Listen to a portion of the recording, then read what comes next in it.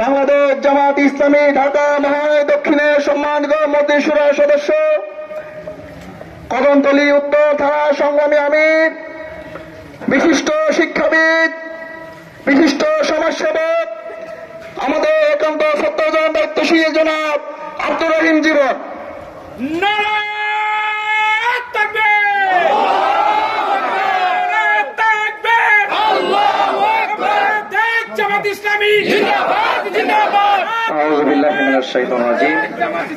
বিসমিল্লাহির রহমানির রহিম।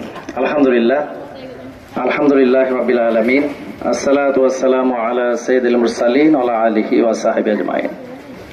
শহীদি কাফেলা বাংলাদেশের গণমানুষের প্রিয় সংগঠন, অধিকার হারা মানুষের অধিকার পাওয়ার যে সংগঠন, বাংলাদেশ জামাত ইসলামী কদমতলী উত্তর থানা আয়োজিত আজকের এই মিছিল উত্তর পথসভার সম্মানিত নেতৃবৃন্দ, আমাদের আইন শৃঙ্খলার বন্ধুগণ, সাংবাদিক বন্ধুগণ, একান্ত প্রিয় উপস্থিতি, আসসালামু আলাইকুম ওয়া রাহমাতুল্লাহি ওয়া বারাকাতুহু। আপনারা নিশ্চয় অবগত আছেন, বিগত 24 সালের আজকের এই দিনে, এই 1 আগস্ট, বাংলাদেশের মানুষের মনের যে সংগঠন বাংলাদেশ জামাত ইসলামীকে নিষিদ্ধ করা হয়েছিল।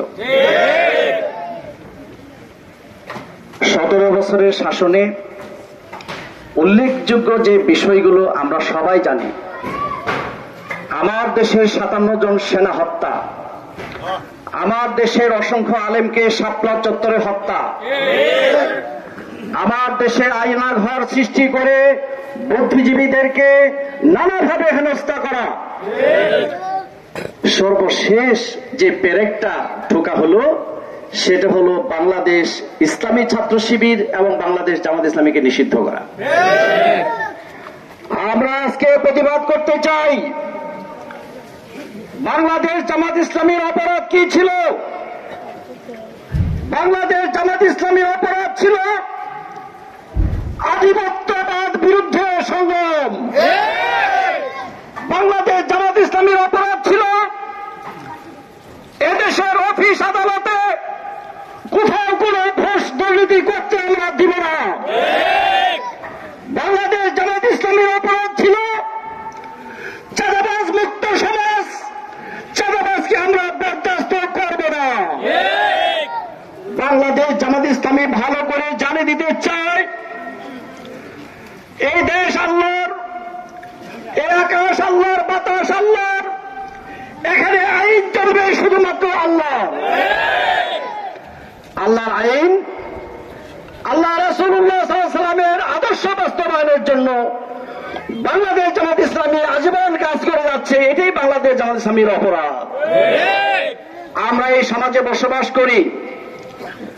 আমি এই সমাজের আমির হিসেবে আপনাদেরকে প্রশ্ন রাখতে চাই, বাংলাদেশ জামাত ইসলামীর একটা লোক কি কোন রকম কোন অপরাধের সাথে আপনারা যুক্ত হতে দেখেন?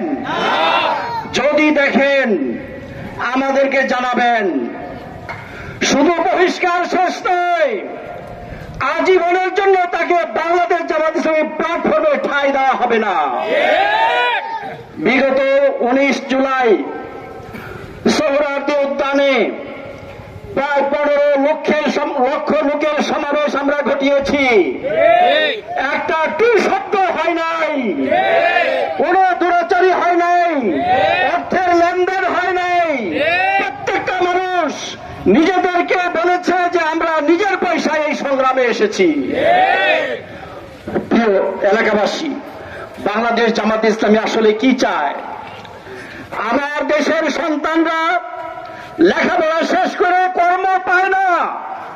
আমার দেশের সন্তানরা লাইন ধরে বিদেশে যাওয়ার জন্য স্থির হয়ে গেছে, তারা কর্ম খুঁজে পায় না। কিভাবে কর্ম পাবে? আমার দেশের সম্পদ লুণ্ঠন করা হয়, আমার দেশের সম্পদ পাচার করা হয়, আমার দেশের নতুন শুরু শিল্প প্রতিষ্ঠান করা ওঠে না, আমার দেশে পুরো শিল্প প্রতিষ্ঠানগুলো দিনে দিনে বন্ধ হয়ে যায়। আমার সন্তানরা চাকরি পাবে কোথায়? বাংলাদেশ জামাত ইসলামী চায় এমন একটি রাষ্ট্র ব্যবস্থা, যে রাষ্ট্র ব্যবস্থায় সুদ ঘুষ থাকবে না, দুর্নীতি থাকবে না, চোখরাঙ্গানি থাকবে না, মানুষ মানুষকে ভয় করবে না, শুধুমাত্র উন্নয়ন হবে। ইব্রাহিম আল্লাহকে, যে আল্লাহকে ভয় করে তার কাছে সমাজ নিরাপদ, তার কাছে রাষ্ট্র নিরাপদ, তার কাছে ব্যাংক নিরাপদ, তার কাছে অফিস আদালত নিরাপদ, তার কাছে সবকিছু নিরাপদ থাকে। বাংলাদেশ জামাত ইসলামীর পতাকা তলে আবদ্ধ হয়ে আমরা একটা স্লোগান দিয়েছি, সেই স্লোগান হচ্ছে আল্লাহর আইন চাই, সৎ লোকের শাসন চাই।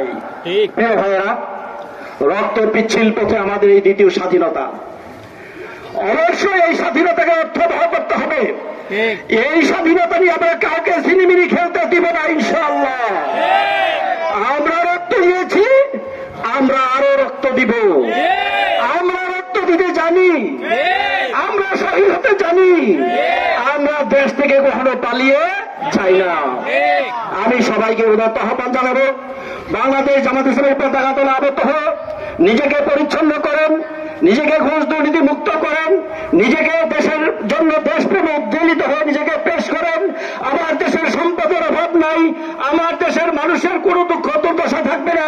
শুধুমাত্র একটা জিনিস দরকার, আল্লাহর আইন এবং সৎ লোকের শাসন। আপনাদের সবাইকে মিছিলে অংশগ্রহণ করার জন্য আন্তরিক ধন্যবাদ জানিয়ে, আপনারা কষ্ট করে আমাদের কথাগুলো ধৈর্যের সাথে শোনার কারণে ধন্যবাদ জানিয়ে, আপনাদের সবার প্রতি আমাদের কৃতজ্ঞতা জানিয়ে আজকের অনুষ্ঠানের কার্যক্রম আমরা সমাপ্তি ঘোষণা করছি। আল্লাহ হাফিজ। আসসালামু আলাইকুম ওয়া রাহমাতুল্লাহি ওয়া বারাকাতুহু।